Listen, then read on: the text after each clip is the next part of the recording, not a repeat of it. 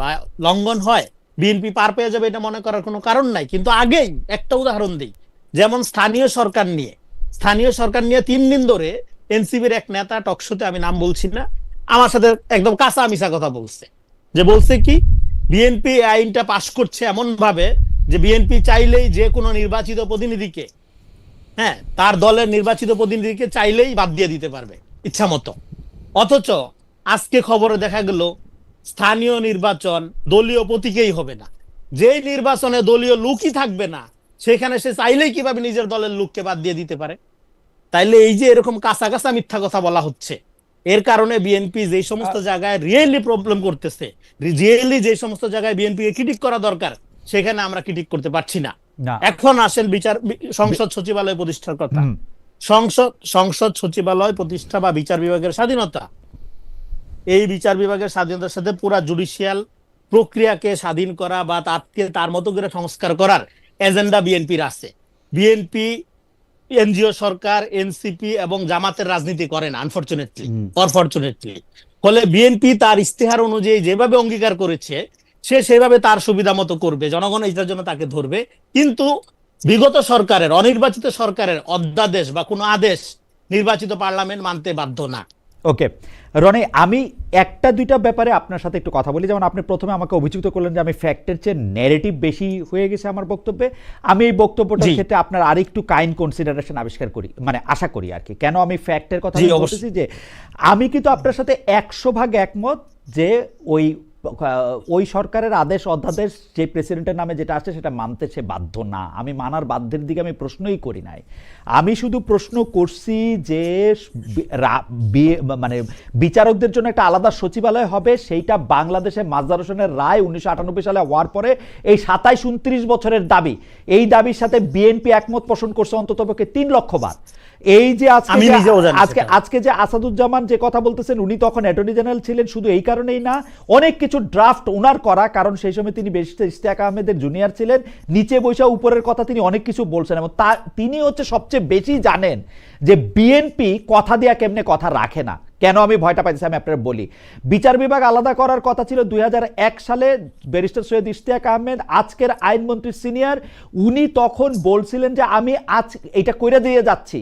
বেগম জিয়া তাকে নিজে ফোন করে বলছেন এটা আমরা আশা করবো। 5 বছরে কিন্তু করেন নাই, 5 বছরে বিএনপি সুবিধা হয় নাই কিন্তু বিচার বিভাগ আলাদা করার।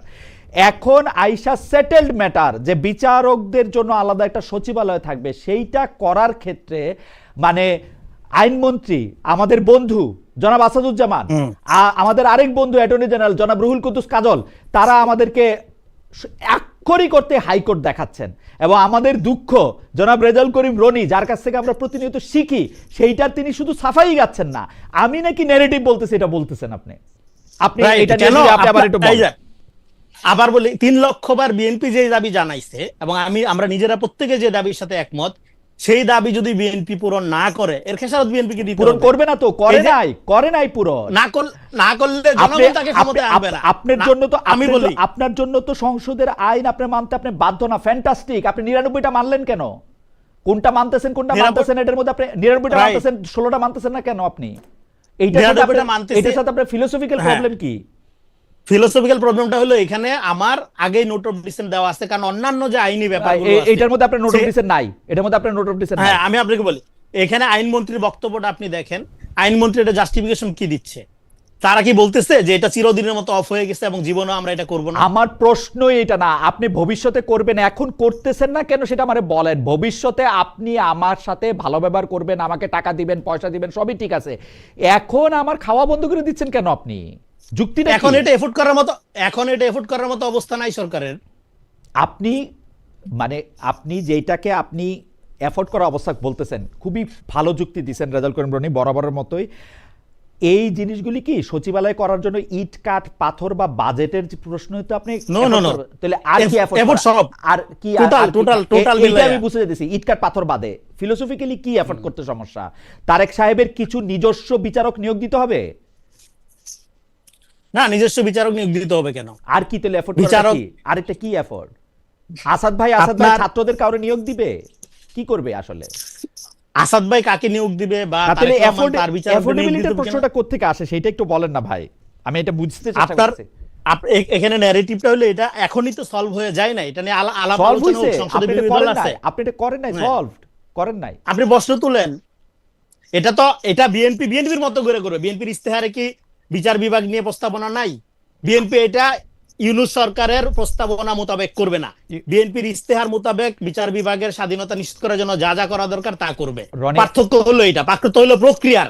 আপনি মনে করছেন যে ডক্টর ইউনূস এবং এনসিপি জামাতের এই যে অধ্যাদেশের মধ্য দিয়ে বিচার বিভাগ আলাদা সচিবালয় করার যে প্রক্রিয়া, এইটা হইলেই বিচার বিভাগের স্বাধীনতা নিশ্চিত হবে। বিএনপি সেটা মনে করে না। বিএনপি কি মনে করে? বিচার বিভাগের স্বাধীনতা বিএনপির সাথে চায়, বিএনপি একমত। আপনি নিজে বলেছেন 3 লক্ষ বার বিএনপি নিজে এই দাবি তুলেছে, এবং সেই দাবির সপক্ষে বিএনপি ইস্তেহারে স্পষ্টভাবে তার যে ইস্তেহার, হ্যাঁ আমার হাতেই আছে, তার যে ইস্তেহারের মধ্যে দেখেন বিচার বিভাগ নিয়ে তার লম্বা প্রস্তাবনা আছে। সেই প্রস্তাবনা দেখে মানুষ তো তাকে ভোট দিছে, এইবার সেই অনুযায়ী সে যদি কাজ না করে মানুষ তাকে ছুঁড়ে ফেলে দিবে, সিম্পল অ্যাজ ইট ইজ। না রেজাল্ট করিম রনি, ভবিষ্যতে করবে বইলা এখন না করাটা কি যৌক্তিক? যে কাজ আমি ভবিষ্যতে করব সেটা না আমি করা এখন না করব তো, মানে না মানে করা প্রক্রিয়া না নিয়ে তো। প্রক্রিয়া নিয়ে আমি একটু আমার প্রশ্নটা প্রক্রিয়া, আমি একটু প্রশ্নটা করি।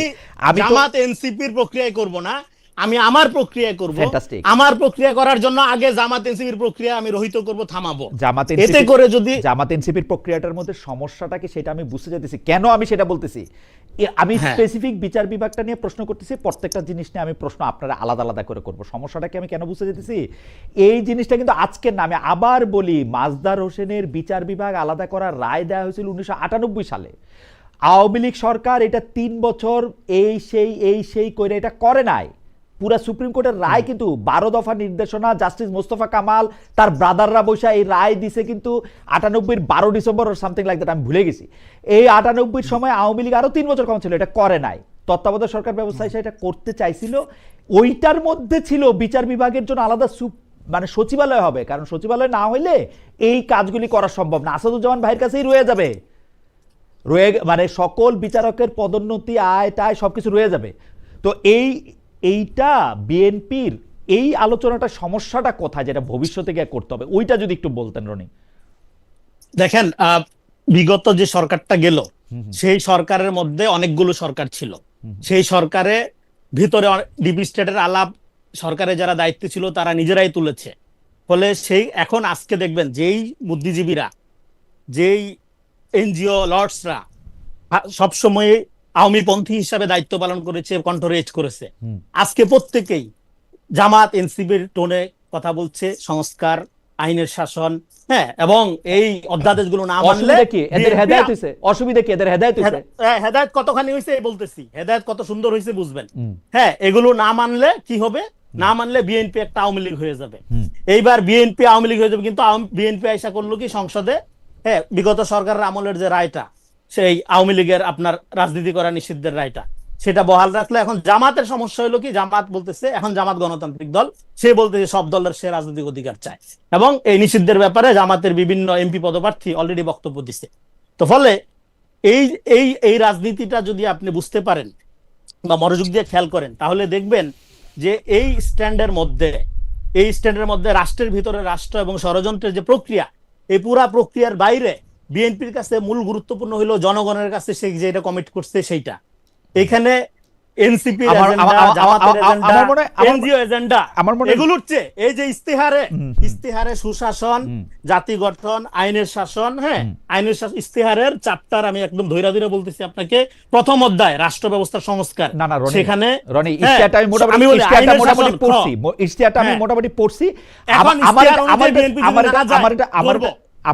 আপনি যে জায়গা থেকে, আমি শেষ করি খালেদ ভাই, আপনি যে জায়গা থেকে প্রশ্নই করতেছেন এই জায়গা থেকে প্রশ্নই বিএনপি নিবে না, কারণ এটা একটা মিসফিট কোশ্চেন, এটা একটা আনরিজনেবল কোশ্চেন, রিজনিং হচ্ছে না। কারণ হইলো আপনি ধরেই নিচ্ছেন এনসিপি, জামাত এবং এনজিও সরকার যেই প্রস্তাবনার আলোকে বিচার বিভাগের স্বাধীনতা বা যে অধ্যাদেশগুলোর মধ্য দিয়ে রাষ্ট্রের কল্যাণ নিশ্চিত করবে বলে মনে করছিল, বিএনপি তাই মনে করতে হবে, না হলে বিএনপি গণতন্ত্র, না আমি বিএনপি সেটা মনে করে। আমি এটা মনে করতেছি না রনি। আমি আপনার কাছে যখন ফিরে আসবো তখন এই যে আমি বলি তখন হ্যাঁ, না বিচার আপনি বিভাগে বলেন আমি- বলেন আচ্ছা, বলেন আচ্ছা, বলেন ওকে, একটু ওকে, একটু হ্যাঁ। একটু ডক্টর মুজাহিদ আমরা একটু শুনবো, আপনি বললেন, আমি খালি প্রশ্নটা করে রাখি।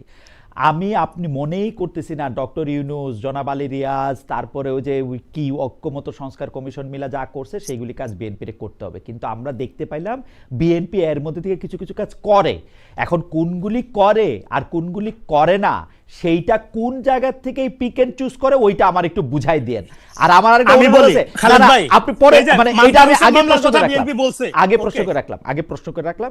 আর আপনি আমাকে এখন যেগুলি বললেন বা দর্শকদের উদ্দেশ্যে যেগুলি বললেন, এগুলি আপনি মনে মনে আবার একটু শুনে দেখেন যে এগুলি কোনো সেন্স মেক করে কিনা, কেমনে করে সেটা আপনি আমার জি, জি। একটু বুঝাই দেন। আমি একটু ডক্টর মুজাহিদের কাছে যাই। ডক্টর মুজাহিদ, আজকে একটা জিনিস খেয়াল লক্ষ্য করলাম যে আপনি নিশ্চয়ই এই বিষয়ে বলতে পারেন, কিন্তু আপনি যেহেতু সংসদ সদস্য, আপনাকে আমি একটু আজকে যে জিনিসটা আমি খেয়াল করলাম যে মুক্তিযুদ্ধের সময় পাকিস্তানি বাহিনী সহযোগী হিসেবে তৎকালীন মুসলিম লীগ, জামাতে ইসলামী ও নেজামে ইসলামী পার্টির নাম বহাল রেখে জাতীয় মুক্তিযোদ্ধা কাউন্সিল অধ্যাদেশকে আইনে রূপ দিতে বিল পাশ করেছে জাতীয় সংসদ। এই বিলের বিষয়ে জামায়াতের পক্ষ থেকে আপত্তি জানিয়ে আমির ও বিরোধী দলের নেতা শফিকুর রহমান বক্তব্য দিয়েছেন। তবে জামায়াতের নেতৃত্বাধীন 11 দলীয় জোটের অন্যতম শরিক দল জাতীয় নাগরিক পার্টি এই বিলের উপর কোনো আপত্তি নেই বলে স্পিকারকে জানিয়েছেন। আমরা জানতে চাই, আমি সংসদ ফলো করি, আমরা জানতে চাই যে আপনাদের এই অবস্থান কি আসলে জামায়াতে ইসলামীর থেকে ভিন্নতর একটা অবস্থান, নাকি এইটা আপনারা আসলে ততটা সচেতন হয়ে এটা নেন নাই, নাকি মানে আপনাদের অবস্থানটার মধ্যে থেকে ডেস্টিনেশন চান, নাকি হচ্ছে যাত্রাপথটা চান? আমার কাছে ভেরি ইন্টারেস্টিং, আমরা যারা রাষ্ট্রের মিনিমাম জ্ঞান রাখি তারা জানি যে রাষ্ট্রের সিস্টেমগুলোতে রাষ্ট্রে কিছু প্রতিষ্ঠান থাকে, সেই প্রতিষ্ঠানগুলো হলো অ্যাবাভ গভর্নমেন্ট। এটা শুধু গভর্নমেন্ট একটা যে কোনো সময় আসবে চলে যাবে, কিন্তু ইনস্টিটিউশন রাষ্ট্রের সাথে জড়িত এবং ওনারা রাষ্ট্র মেরামতের সবাই কথা বলে। মানে কি, ইনস্টিটিউশন গুলো শক্তিশালী করলে আপনি সরকার দল থাকেন আর বেসরকারি দল থাকেন, আপনি রাষ্ট্রের সিস্টেমটা ডেভেলপ থাকবে। এখন বিএনপি কনসিস্টেন্স থাকলো না, তার পার্টির মতো করে রাষ্ট্র চালিত, তাহলে পার্টির স্টেট হয়ে গেল। জনগণের স্টেট আর পার্টির স্টেটের মধ্যে ডিফারেন্সিয়েট সেটা অনেক সময় করার সুযোগ থাকে না। আর ওনারা যে জায়গাটা বলতেছে যে ওনাদের যে কনসিস্টেন্সি, সেটা হচ্ছে পার্টির এজেন্ডার কনসিস্টেন্সি। পার্টির এজেন্ডার কনসিস্টেন্সি যেটা হলো, সেটা রাষ্ট্র একটা অপ্রেসিভ লেভেলে যায়, যেটা অটোক্রেটিক লেভেলে যায়, যেটা হাসিনা তন্ত্র স্টাইলে চলে যায়। তাহলে আমরাও যদি ওইরকম ম্যানিফেস্টো দিয়ে একটা ফেসিবাদ তন্ত্রের দিকে যাই, তাহলে রাষ্ট্রের জায়গাটা রিফর্ম স্টেটের জায়গা থাকে না। তো অ্যাবসলিউটলি, সেই জায়গা থেকেই অ্যাবসলিউটলি সেই জায়গা থেকেই আমাদের কোশ্চেনের জায়গাটা হচ্ছে, এটা কোনো এনসিপি, জামাত বা এনজিও বা এই যে সব দোষ ইন্টারিম গভর্নমেন্টের, এই জিনিসটাও খুবই একটা রং কোশ্চেন। এনসিপির জায়গা না, এটা হচ্ছে জনগণের একটা চাহিদা। এটা যদি খুব প্রয়োজন মনে করেন, তাহলে আপনি এটা জনগণের ব্যাপারে ছেড়ে দিতে পারেন যে আসলে জনগণ চায় কিনা, সেটা একটা কিন্তু প্রসিডিউর আছে। এটা কিন্তু আর্গুমেন্ট, এটা আমাদের কিন্তু আক্তার হোসেন উঠিয়েছিল। যদি আপনি মনে করেন যে এটা জনগণ বিরোধী বা এই লটা ঠিক হয় নাই, অধ্যাদেশটা ঠিক হয় নাই, জাস্টিফাই করার জন্য তো আপনি জনরাই নিতে পারেন। আচ্ছা, আমি আরেকটা জিনিস তর্কের না, খাতিরে ডক্টর মানতাম, মুজাহিদ আপনার হ্যাঁ। কথায় আসার আগে আমি শুধু আমার 2 পয়সা একটু দিয়ে রাখি। জিনিসটা হইলো যে আপনি কিন্তু ঠিকই বলতেছেন যে একজন অ্যাডভোকেট জেনারেল বা একজন অ্যাটর্নি জেনারেল কিন্তু একটা সরকারের বা একটা গোষ্ঠীর অ্যাটর্নি জেনারেল না, তিনি একটা রাষ্ট্রের অ্যাটর্নি জেনারেল। আপনি ইন্টারেস্টিং জিনিসটা দেখেন, আমরা এর আগে যে সরকারটা পাইছি, আপনি বলতেছেন সবকিছু ইন্টারিমের দিকে যাইতেছেন, সেই সরকারের আইন উপদেষ্টা ডক্টর আসিফ নজরুল একটা বিচার বিভাগের জন্য আলাদা কি বলে বিল্ডিং করার জন্য বা সচিবালয় করার জন্য আলাদা একটা আইন করতেছেন। সেই আইনটা করার সময় তৎকালীন অ্যাডভোকেট জেনারেল সেই আইনটার করার সময় রাখেন নাই তো, যেটা অ্যাবসার্ড। কেন আমি আপনাকে বলি, সংসদ নাই, এটার মধ্যে আপনি আলোচনা করতে হবে, এটার মধ্যে আলোচনা করতে হবে, কিন্তু এটা কিন্তু একদম একটা জিনিস না, আপনি খালি একটা বিল্ডিং কালকে তুলে দিলেন এটা ঠিক হয়ে গেল, এটা এরকম না কিন্তু জিনিসটা। উনারা কিন্তু কারোর সঙ্গে ব্যাপারটা আলোচনায় দেন নাই। আমি শেষ করি, আপনি তাহলে সুবিধা হবে। আমি যে বিষয়টা বলতে চাচ্ছিলাম সেটা হলো, আপনি কিছু বিষয় অন প্রিন্সিপাল ঠিক করতে হয় রাষ্ট্রের, যে আমরা রাষ্ট্রের এই জিনিসগুলোকে এইরকম দেখতে চাই। দেন আপনি পার্লামেন্টে ডিসকাস করতে চান, জিনিসটা কিছু তো আপনি সংশোধন আকারে আনতে পারেন। আপনারা তো খুব সংশোধন পছন্দ করে, সংস্কার পছন্দ করে না, আমাদের সম্মানিত স্বরাষ্ট্রমন্ত্রী বারবার বলে। তাহলে আপনি বিলটাকে বাতিল না করে আপনি বলতে পারতেন যেটা আমরা সংশোধন আকারে হাজির করতে পারতাম, ডিবেট করতে পারতাম। আপনি তো পুরোটাই বাদ দিয়ে দিচ্ছেন বিষয়টাকে। তাহলে আপনার যদি সদিচ্ছা থাকতো যে বাংলাদেশের স্টেট সিস্টেমের যে জুডিশিয়ারি সিস্টেমটাকে সেটা আমরা জনগণের জন্য এবং সবার জন্য করতে চাই এবং এটা কল্যাণ রাষ্ট্র, সুশাসনের রাষ্ট্র বিনির্মাণ করতে চাই, আমি বুঝি না যে এমন কি সমস্যা যেটা আপনি বিগিনিং করেছেন যে এইটা বাতিল করলে বিএনপির খুব বেশি সুশাসন প্রতিষ্ঠা করতে পারবে। আমার ইস্যুটা হলো এই জুডিশিয়ারির সাথে অনেক কিছু জড়িত। কেন আমি বলি, আপনার তত্ত্বাবধায়ক সরকার কিন্তু এই জুডিশিয়ারির বিচারপতিরা এক সময় কিন্তু প্রধান বিচারপতিরা হয়ে আমাদের কিন্তু তত্ত্বাবধায়ক সরকারের প্রধান হবে, সামনে যেটা আপনি তত্ত্বাবধায়ক সরকার রেজিস্ট্রেবল হবে। সুতরাং এই প্রসেসটাই যদি ঠিক না থাকে তাহলে বাংলাদেশ শুধু জুডিশিয়ারি সমস্যা হবে না, পাওয়ার ট্রানজিশনের সমস্যা হবে। তো সেই দৃষ্টিকোণ থেকে জাস্টিস সিস্টেমটা ইনশিওর করাটা খুব জরুরি এবং সেপারেট, ইন্ডিপেন্ডেন্ট, এবং এটাকে একটা নিউট্রাল জায়গা থেকে রাষ্ট্রীয় প্রতিষ্ঠান হিসেবে দেখা দরকার, দলীয় প্রতিষ্ঠান হিসেবে দেখার দরকার নাই, এবং এই মেন্টালিটি থাকা উচিত না। সেটা ডিবেট হতে পারে, যেভাবে হোক, যে ফরম্যাটে হোক, সেটা হতে পারতো, কিন্তু একবারে বাতিল করে দিয়ে আপনি সদিচ্ছা প্রমাণ করতেছেন, সেটা আমরা কোনোভাবে, হ্যাঁ কোনো ফল থাকতে পারে, আমরা, ইট ডাজন্ট মিন যে আপনি একটা একটা আপনাদের ইন্টিম গভর্নমেন্ট খারাপ কাজ করছে আপনি ওইটাকে জাস্টিফাই করে আমরা খারাপ কাজ করবো, that should not be the example. এক্সাম্পলটা হওয়ার কথা ছিল ওকে, যেগুলো সমস্যা ছিল সেগুলো ডিবেট করে আপনারা আরো ফার্দার করতে পারতাম, কিন্তু আমরা আপগ্রেডের দিকে না গিয়ে আমরা ব্যাকডেটের দিকে যাচ্ছি, এই জিনিসটা হচ্ছে আমার কাছে কোশ্চেনেবল। 2 নম্বর, আপনার একটা ওকে গুরুত্বপূর্ণ কোশ্চেন করেছেন। ডক্টর মুজাহিদের, আমি একটু জনাব রনি আপনাকে বলে রাখি, ডক্টর মুজাহিদের এই আর্গুমেন্টের সাথে আমি একমত যে আপনারা চাইলে ব্যাপারটা রাইখা বিএনপি সংস্কার করতে পারতো কিনা, আপনি এটা মনে রাখেন। আমার যদি এখন এই প্রশ্নের উত্তরটা ডক্টর মুজাহিদের কাছে আমি যে প্রশ্নটা করছিলাম এইটার উত্তরটা যদি দেন আতিক মুজাহিদ, আমরা প্রশ্ন করছিলাম যে জামুকা এবং মুক্তিযুদ্ধে জামাত ইসলামীর, আচ্ছা, আপনার যেটা ইস্যু ছিল যে মুক্তিযোদ্ধা কাউন্সিলের যে একটা অধ্যাদেশ গত ইন্টারিম সময়ে করা হয়েছিল, সেটা মূলত এটা 1 সালেও হয়েছিল বিএনপি সময়ের আমলে, তখন নামগুলো উল্লেখ করা ছিল না। এরপরে 22 সালে এসে এটা নামগুলো অ্যাড করে শেখ হাসিনা, এবং ওখানে একটা ইন্টারেস্টিং জিনিস ছিল, সেটা হলো ওনারা মুজিব বাহিনীকে মুক্তিযোদ্ধার পক্ষের শক্তি হিসেবে, মানে সবাই গণহারে মুজিব বাহিনী যারা ছিল সবাইকে মুক্তিযোদ্ধা হিসেবে কাউন্ট করা হতো আর কি। তো এই সংখ্যাটাকে রিফাইন করে ইন্টারিম গভর্নমেন্ট তৎকালীন জামাত ইসলাম, নিজামী ইসলাম এবং অন্যান্য পার্টিগুলোকে যারা সহযোগী হিসেবে ছিল তাদেরকে অ্যাড্রেস করেছে যে তাদের রাজনৈতিক অবস্থানটা ডেফিনেটলি তো বাংলাদেশের তৎকালীন অবস্থানে কিন্তু বিরোধিতা ছিল। এনসিপি জায়গা থেকে, এনসিপি যেমন 47-কে ধারণ করে, এনসিপি 71-কে ধারণ করে, এনসিপি 24-কে ধারণ করে, সে জায়গা থেকে এনসিপি বলেছে যে আমরা এই সংজ্ঞায়নের ব্যাপারে আমাদের কোনো ধরনের আপত্তি নাই। That's very clean. হিস্টোরিক্যাল পজিশনের ক্ষেত্রে এনসিপির পজিশন ভেরি ক্লিন। আমরা 3টাকে ধারণ করে একটা মধ্যম ধারা যে বাংলাদেশ বিনির্মাণ করতে চাই, একটা সাম্য, মানবিক মর্যাদা এবং এই অঞ্চলে মানুষের মূল্যবোধ এবং বহু কালচার, বহু সংস্কৃতি, আমরা অনেক সময় সিভিলাইজেশনাল স্টেট বলি, সেই বাংলাদেশকেই মূলত এনসিপি ধারণ করে। সেই জায়গা থেকে এনসিপি তার অবস্থান ক্লিয়ার করেছে। এখানে জোটের ভবিষ্যৎ কোন দিকে যাবে এই ধরনের অবস্থান না, আমাদের বিভিন্ন ইস্যুর ব্যাপারে আমাদের অবস্থান ভেরি ক্লিয়ার। এইখানে জামাতে ইসলামের সাথে আপনাদের অবস্থানের যে তফাৎটা দেখা যেতেছে, মুক্তিযুদ্ধের সংজ্ঞায়ন নির্ধারণ করে যে কারা মুক্তিযোদ্ধা হবেন এবং কাদের বিরুদ্ধে মুক্তিযুদ্ধটা পরিচালিত হয়েছিল, সেই কাদের বিরুদ্ধে মুক্তিযুদ্ধ পরিচালিত হয়েছিল সেটার মধ্যে তৎকালীন মুসলিম লীগ, জামাত ইসলামী এবং নিজাম ইসলামের নাম আছে। জামাত ইসলামী এটার প্রতিবাদ করতেছিল। আপনারা বলতেছেন যে এই ব্যাপারে আপনারা প্রতিবাদ করবেন না এবং আপনাদের আপত্তি নাই। যাদের বিরুদ্ধে বাংলাদেশের মুক্তিযুদ্ধ পরিচালিত হয়েছিল বলে আপনারা মেনে নিতেছেন, তাদের সাথে আপনারা আবার জোট করতেছেন এবং আপনারা বলতেছেন আপনারা 71-কে ধারণ করেন, এইটা বহুমুখী স্ববিরোধিতা কিনা জনাব আতিক মুজাহিদ? ভেরি ইন্টারেস্টিং, আপনার শব্দটা আছে তৎকালীন, কেন আপনারা এটা বাংলাদেশ জামাত বর্তমানকালীন জামাত ইসলামী যে তফাৎ নাই, তাহলে তো তৎকালীন জামাত ইসলামের ইয়াটা জামাত ইসলামী মেনে নিত। Let me finish. ওখানে স্পষ্ট, এখন আপনি সেই দিন দেখেছেন পার্লামেন্টে যখন শাহে আলম সাহেব বক্তব্য দিচ্ছিলেন যে বিরোধী দলে কোনো ধরনের মুক্তিযোদ্ধা নাই, তখন কিন্তু স্পষ্টভাবে আমাদের বীর মুক্তিযোদ্ধা উনি বলেছেন কি যে আমাদের জামাত ইসলামের রানিং এমপিদের মধ্যে স্পিকার বলেছিলেন যে 2জন রানিং, 2জন আমাদের বীর মুক্তিযোদ্ধা, সাতক্ষীরা গাজী সাহেব এবং ওয়ারিস সাহেব, গাইবান্ধা 4 বা 3, আমি ভুল করলাম, গাজী ওয়ারেস সাহেব, হ্যাঁ ডক্টর ওয়ারেস সম্ভবত ওনার নাম, এরকম আরো অসংখ্য রয়েছেন এবং আরো অনেকে মুক্তিযুদ্ধের সহযোগী কাজ করেছেন, অনেক ফ্যামিলিতে রয়েছে। এবং আমির সাহেব নিজে বলেছেন যে উনি ওই সময় জাসদ ছাত্রলীগ ছিলেন এক সময়, এবং ওনার ওখানে পার্টিকুলারলি ওনারা মুক্তিযুদ্ধ ফ্যামিলির সন্তান অনেকে রয়েছেন এখানে। তো তার মানে একটা বাংলাদেশের ওনার রাজনীতিটাকে ধারণ করেছে, বিএনপির সাথে রাজনীতি করেছে, আওয়ামী লীগের সাথে আন্দোলন করেছে, বাংলাদেশের ম্যাক্সিমাম রাজনীতি তারা পলিটিক্যাল স্টেজের সাথে রাজনীতি করেছে, তখন কিন্তু সেম কোশ্চেনটা এসেছে। এখন আমরা এনসিপি দেখেন, আমরা জোটে থেকেও আমরা সততা, অনেস্টি, আমাদের পজিশনের ক্ষেত্রে কিন্তু আমরা একদম স্ট্রেট বলেছি যে আমরা হিস্ট্রিক্যাল বিষয়ের ব্যাপারে আমাদের পজিশন ভেরি ক্লিনিং।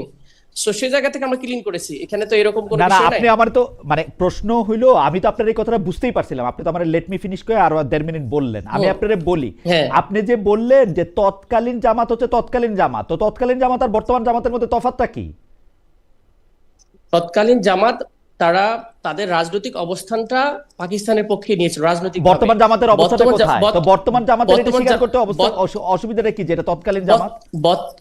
বর্তমান জামাতে ইসলামী তাদের কনস্টিটিউশনালি সব মিলে বাংলাদেশকে ধারণ করে, বাংলাদেশের পক্ষে কথা বলে, বাংলাদেশের সার্বভৌমত্ব, বাংলাদেশ সভরেনিটি সবকিছুকে তারা ধারণ করে। তাহলে আপনি এই জেনারেশনকে আপনি ওইভাবে তো আমরা একসাথে মিলাইতে পারি না।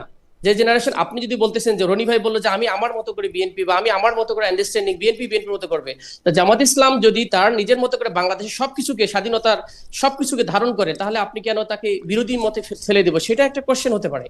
অ্যাবসলিউটলি ডক্টর মুজাহিদ, আমি খালি আপনাকে চিন্তা করার জন্য আমি প্রশ্নটা দিয়ে রাখি, যদি এটা তৎকালীন জামাত এবং সেইখান থেকে বাংলাদেশের জামাতে ইসলামী বর্তমানে অনেক পরিবর্তিত দল, তো সেই তৎকালীন জামাতের যে ডার্টটা সেটা বর্তমান জামাতে ইসলামী কেন নিতে চাচ্ছে, কেন এই ব্যাপারে তাদের পরিবর্তন করতে চাচ্ছে? আমি তো এনসিপির অবস্থানটাকে আমি মনে করি যে তারা সবচেয়ে যৌক্তিক অবস্থান নিয়েছে, যে এই ব্যাপারে তারা এটা আলাদা করতে পারে, তারা আলাদা করতে পারে, জামায়াত কেন আলাদা করতে পারে না, সেটা ছিল আমার প্রশ্ন।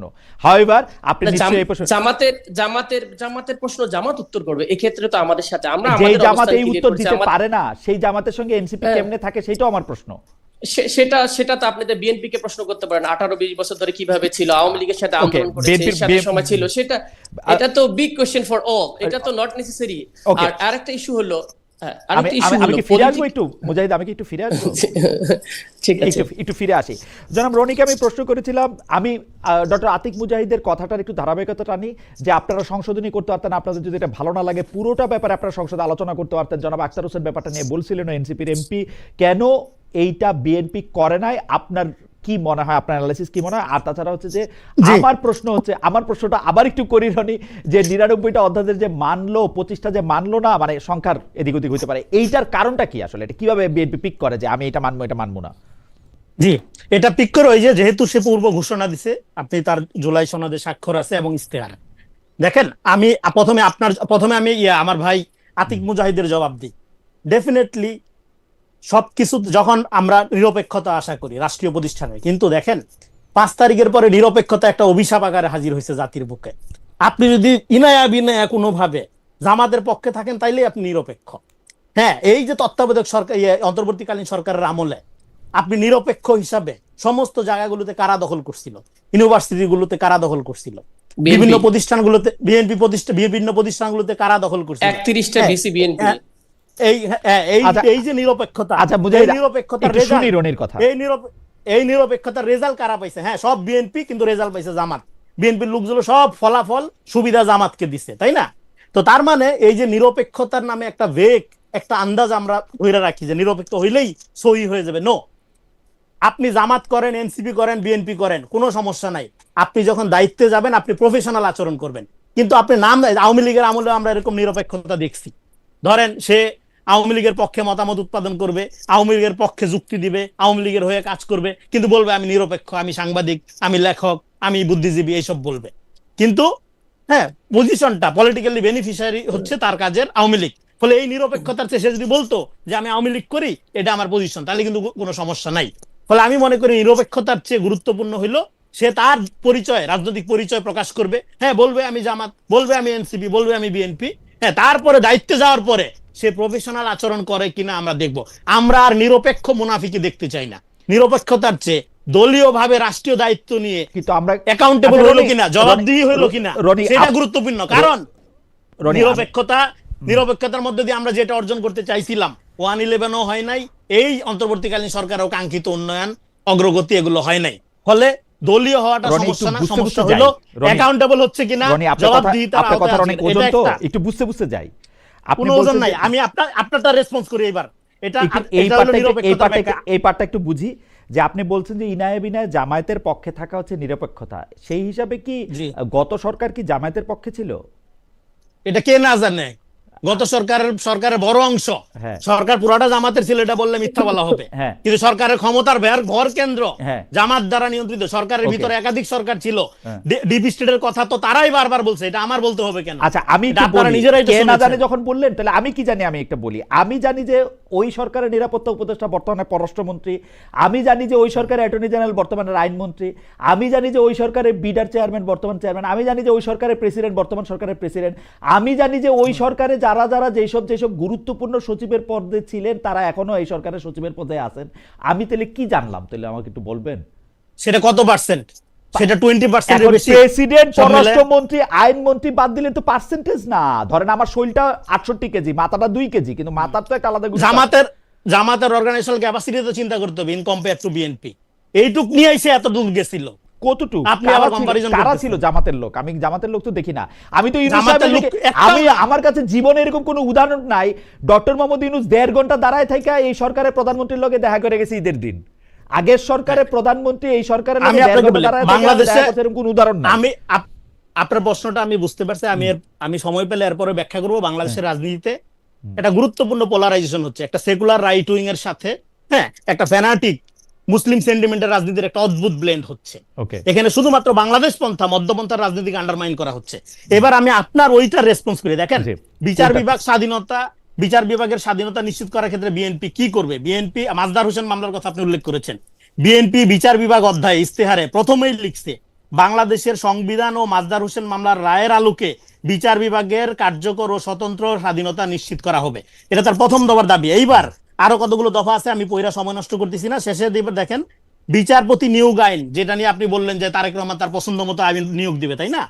এই দেখেন, এখানে বলা হচ্ছে যে দলীয় বিবেচনার ঊর্ধ্বে উঠে কেবলমাত্র জ্ঞান, প্রজ্ঞা, নীতিবোধ এবং বিচারবোধের আলোকে যাচাই বাছাই করে সুপ্রিম কোর্টের বিচারপতি নিয়োগ দেওয়া হবে। এই জন্য সংবিধানের 95(2) গ অনুযায়ী বিচারপতি নিয়োগ আইন প্রণয়ন করা হবে। তার মানে এই বিচার বিভাগ সংক্রান্ত সংশোধনীর সাথে সংবিধানের সংশোধনের বিষয়টা জড়িত। বিএনপি চাইলে এই মুহূর্তে এটা করতে পারতেছে না, কিন্তু ন্যারেটিভ কি? বিএনপি বিচার বিভাগের স্বাধীনতা চায় না। এর আগে ন্যারেটিভ কি ছিল? বিএনপি আওয়ামী লীগকে পুনর্বাসিত করতেছে। নেগেটিভ শব্দটা Narrative শেষ করি আমি। একটু এর আগে- কিছুক্ষণের জন্য আপনি এটা ফ্রিজে রাখেন। না, narrative ন্যারেটিভ শব্দটা, ছাড়া হ্যাঁ। এদের তো narrative রাজনীতি হয় শব্দটা না, আপনি ফটোকাটার অল্প- ন্যারেটিভ অল্প- ছাড়া অল্প যাদের রাজনীতি হয় না তাদেরকে এছাড়া আপনি আর কোন বাক্যে চিহ্নিত করবেন? আমি আপনাকে একটা এখন দেখেন, আমি আপনাকে একটা কথা বলি রেজাল্ট করিম রনি, একটু বুঝতে যাই। সেইটার ক্ষেত্রে আমি এখন বলি- এটা যদি না করে, হ্যাঁ। এখন বিএনপি রাইট, এখন আমরা বিএনপি কে ধরবো কোন প্রিন্সিপালে? আমরা বিএনপি কে ধরবো এই প্রিন্সিপালে। Okay. আমরা ইউনূস সরকারের প্রিন্সিপাল এবং জামাতের প্রিন্সিপাল দিয়ে বিএনপি কে ধরার Okay. এখতিয়ার রাখি না। ওকে, দ্যাটস মাই পজিশন। ওকে, আমি একটু বলি, এই পৃথিবীতে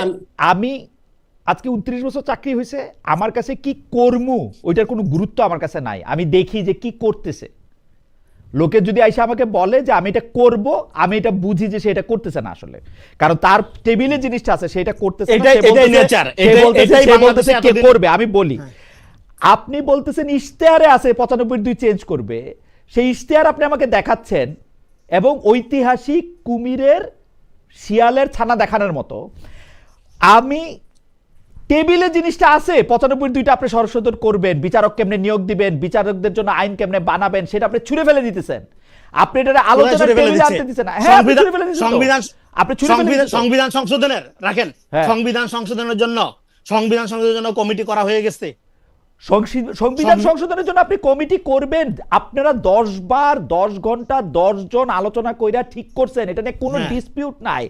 95(2) আপনার সংশোধন করতে হবে। আর কি করবেন আপনি? হ্যাঁ, আর কি করবেন? সংবিধান এখন? কিভাবে করতে হবে? সংবিধান সংশোধন কিভাবে কি করতে করবেন? হবে? কি করবেন আপনি? সংবিধান সংশোধন ছাড়া সেইটা নিয়ে আপনি আলোচনা করবেন। সংবিধান- আতিক মুজাহিদ আপনি কি বলছেন এটা নিয়ে আলোচনা করেন। এবার আপনি তো বলছেন আলোচনা করবেন। আলোচনা তার করেন। মানে কি? তার মানে আপনি এখনই করে ফেলবেন সব। তার মানে আলোচনা আপনি করতে হবে। আলোচনা করবেন, আপনি সেই ফালাই আলোচনার জন্যই তো দিতেছেন। সংসদ। আপনি আলোচনা করবেন, আপনি সেই আলোচনার ফালাই জন্যই তো দিতেছেন তো। সংসদ। আপনি ফালাই দিতেছেন কোথায় তো। ফালাই দেওয়া হচ্ছে? কই ফালাই কি করছেন? কোথায় আপনি ফালাই বলেন দেওয়া তো, কি হচ্ছে? করছেন এটা? আপনি সংসদে তুলেন আলোচনাটা। কোথায় সংসদে আলোচনা তুলতে পারবেন না আপনি? বিরোধী দল তাহলে কেন আছে? আমি সংসদে আলোচনাটা তোলার জন্য তো আইনমন্ত্রী আমার সুযোগটা দিতে হবে, স্পিকার আমাকে সুযোগটা দিতে হবে। আইনমন্ত্রী কি আইনমন্ত্রী- বলছে? হ্যাঁ। এই সরকার কি স্পিকার বলছে? কেন সুযোগ এই দিবে না? অধ্যাদেশটা মানবে না, এই অধ্যাদেশটা ল্যাপস হয়ে যাবে। এই অধ্যাদেশটা 30 দিনের মধ্যে মানার একটা প্রভিশন আছে, ওইটা না মানলে এটা ল্যাপস হয়ে যাবে। সংসদে স্পষ্ট বলা হয়েছে এটা মানা হবে না। আপনি মানা হবে না 30 দিন তো হয় না। আপনি দাবিটা তুলেন, আলাপটা করেন যে এটা না মানলে রনি দেশের ভাই। অপরণীয় ক্ষতি হয়ে যাবে। এটা না মানলে রনি ভাই। গণতন্ত্র ধ্বংস হয়ে যাবে, না, না, জুলাই চেতনা নষ্ট হয়ে যাবে। কিছু হইলে বাংলাদেশে গণতন্ত্র থাকলেও কোনো লাভ হবে না। শেখ হাসিনার কাছে সব গণতন্ত্র, সব সংবিধান থাকা সত্ত্বেও সে গুম করছে, খুন করছে, এগুলো শুনেন, সে আধা পয়সা পাত্তা দেয় না। আপনাদের এগুলি আধা পয়সা Right, পাত্তা দেয় না। বিশেষজ্ঞ আমরা যে কথা বলতেছি, বিশেষজ্ঞ নির্ভর সংস্কারের প্রতি মানুষের এমনি তো কোনো আস্থা নাই। মানুষ দেখতে চায় প্র্যাকটিক্যাল সমস্যার সমাধান, সেই সমাধানটা করতে পারতেছে কিনা একটা সরকার, সেটা গুরুত্বপূর্ণ। রনি, বিশেষজ্ঞ নির্ভর সমাধানের কথা না তো, আপনি ইশতেহারে যেটা বলছেন আপনার 95(2) আপনার করতে হ্যাঁ। হবে, বিচারকদের জন্য একটি পালনীয় আচরণ বিধি নির্ধারণ করতে হবে, বিচারকদের জন্য আরে ভাই, এটার জন্য তো সংবিধানে হাত দিতে হবে। সংবিধানে হাত তো সংবিধানে হাত সরকার দেন নাই চাইলে আপনি। আপনি যে 99টা আপনি মানছেন, ওটার মধ্যে আপনার সংবিধানে হাত দিতে লাগবে না? হাত দেওয়া হয়েছে, হাত দেওয়া এগুলো লাগবে না? প্রক্রিয়ার মধ্যে ঢুকছে মাত্র, হাত দেওয়া লাগবে আর তো। ওটা ভাই, প্রক্রিয়া থেকে লাগবে। বাইর করে, ওটা প্রক্রিয়া থেকে বাইর করে দিলেন কেন? হ্যাঁ, বাইর করে কেন দিছে, কোন যুক্তিতে দিছে? আমি জানি না ভাই যুক্তিটা। একটু কোন যুক্তিতে? আপনি এর আগে বললেন না যে এটা ত্রুটিপূর্ণ ছিল, এই জন্য দিছে। এবার এটা ত্রুটিপূর্ণ না, এটা আপনি প্রমাণ করেন। প্রমাণ না করে এটা এখনই আপনি ধরে নিচ্ছেন কেন? শুনেন, যে কোনো সংশোধনী, যে কোনো আপনার উন্নয়ন অগ্রগতি যাই করতে চান, তার পদ্ধতিটাও বৈধ হইতে হবে, ওকে, তার পদ্ধতিটাও লেজিট হইতে হবে। 99টা যে আপনারা পিক, 99টা যে আপনি এরা আমরা সবাই পিক হইতে দেখলাম, আর 25টা সাথে হ্যাঁ, সেটা কি অবৈধ ছিল? না, এটা এই পদ্ধতিটা কি অবৈধ ছিল কিনা? ওই পিক এন্ড চুজ কিসের ভিত্তিতে হয়েছে? না, এটা কমিটির ভিত্তিতে হইছে। ওখানে সর্বদলীয় কমিটি ছিল। ওই সর্বদলীয় কমিটিতে কি শুধু বিএনপির লোকজন ছিল? সর্বদলীয় কমিটি কি 99টাকে নিতে 20টাকে বাদ দিতে বলছিল? না, কমিটি কি নিতে বলছিল না, আগে বলছে স্পষ্ট আপনার রিকমেন্ডেশন আছে, এবং কি সেখানে সেটা কি? সংসদীয় সেটা কি? সেটা কি? আমি বলি, সংসদীয় পদ্ধতিতে সেখানে জনগণের সামনে প্রত্যক্ষভাবে ভোটে এবং নিয়মতান্ত্রিক পদ্ধতিতে বিল উত্থাপনের মধ্য দিয়া হ্যাঁ। সেই আইনগুলো পাশ করা হচ্ছে, এবং এই যথা- আইনগুলো পাশ নিয়ে যদি এই আপনি যেটা বলেন 99 না 98টা, হ্যাঁ। যে 98টা পাশ করা হইলো, হ্যাঁ। এবং যে 98টার সাথে সাংবিধানিক সংস্কারের বা আপনার মৌলিক রাষ্ট্রীয় বা জাতি গঠনের চরিত্রের মৌলিক পরিবর্তনের কোনো সম্পর্ক নাই, সেগুলো পাশ করা হচ্ছে। কিন্তু যেগুলোর সাথে ও। দীর্ঘমেয়াদী সংস্কার এবং